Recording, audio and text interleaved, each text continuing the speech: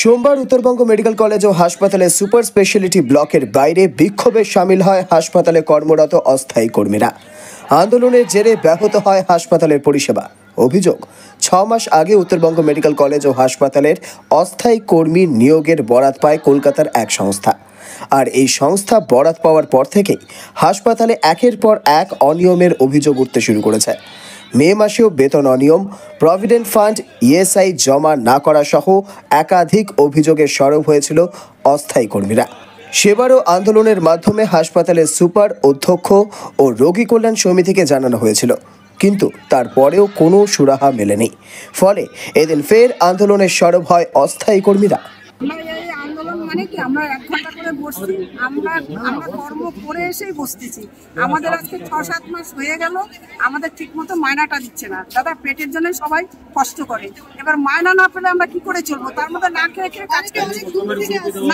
কাজ করছি। কারো গাড়ি ভাড়া নেই, কারো বাচ্চার টিউশন মাস্টারের পয়সা দিতে পারছে না, কারো ঘরে গ্যাস নেই। কি করে চলবে এইভাবে? এসপাই কোম্পানি যখন থেকে এসছে তখন থেকে উনার আমরা আজ অব্দি উনার চেহারাটা দেখতে পেলাম না। সে কলকাতায় বসে আছে, সে ভগবান নাকি জানি না। মেন মালিক তো আজ অব্দি আসলো না। আমরা কতবার বলেছি যে মেন মালিক আসুক, আমাদের সাথে দেখা করুক। এখন অব্দি মেন মালিক আসছে না। একজনের ফোন নাম্বার দিয়ে দিছে মিঠুষা, তাকে ফোন করলে সে ফোন উঠায় না।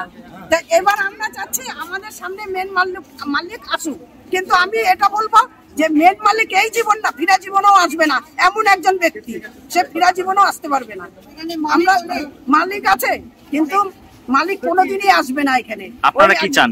আমরা চাচ্ছি আমাদের প্রতি মাসে 1 থেকে 5 তারিখের মধ্যে মায়নাটা দিক। আমাদের কোনো কিছু ঝামেলা করতে যাবো না। ডিউটি করছি, এখন পর্যন্ত আমাদের পিএফ ঠিক করে ঢুকাচ্ছে না, ইএসআই না। প্রতি মাসে আমাদের আন্দোলন করে টাকা নিতে হচ্ছে, এমএসবিপির কাছে যেতে হচ্ছে, প্রিন্সিপালের কাছে যেতে হচ্ছে। ডিউটি করার পরে আমাদের এগুলো ধর্ণা দিতে হচ্ছে। তা আমরা কিভাবে খাটবো বলুন তো? 6 ঘন্টা ডিউটি দিচ্ছি, তারপর এই আন্দোলন করে 4টা-5টায় বাড়ি যেতে হচ্ছে। 4টা-5টায় বাড়ি যেতে হচ্ছে। কবে থেকে সমস্যা? এটা মোটামুটি 4-5 মাসের উপর থেকে আমাদের এইভাবেই নিতে হচ্ছে। আজকে আপনারা কাজ বন্ধ করে এটাই আমরা চাইছিলাম, কিন্তু আমরা কাজটাকে ভালোবাসি। কাজ বন্ধ যদি করি তাহলে অনেক পেশেন্টের অসুবিধা হবে, সেই চিন্তা ভাবনা করে আমরা কাজটা করে আসলাম। কি চাইছেন আপনারা? আপনারা কি চাইছেন? আমরা চাইছি আমাদের এই আন্দোলন যাতে আর না করতে হয়।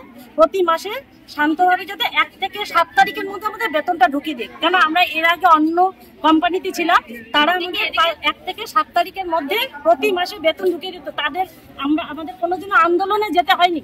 সাথীতে আমাদের কোনোদিনও আন্দোলন করে পয়সা নিতে হয়নি। আর ইএসআই নেই, 2 বছর 2.5 বছর হয়ে গেল, ইএসআই এখনো করে দেয়নি। পিএফ এর টাকা 6 মাস থেকে ঢোকাচ্ছে না। আপনারা সুপারকে জানিয়েছিলেন? সবাইকে গেল মাসে আমাদের আন্দোলনে যে এমএসবিপি, সুপার, প্রিন্সিপাল সবাইকে বলা হয়েছে। এগুলো করে 4টা-5টায় বাড়ি যাই আমরা। প্রতি মাসে এগুলো করতে হচ্ছে আমাদের।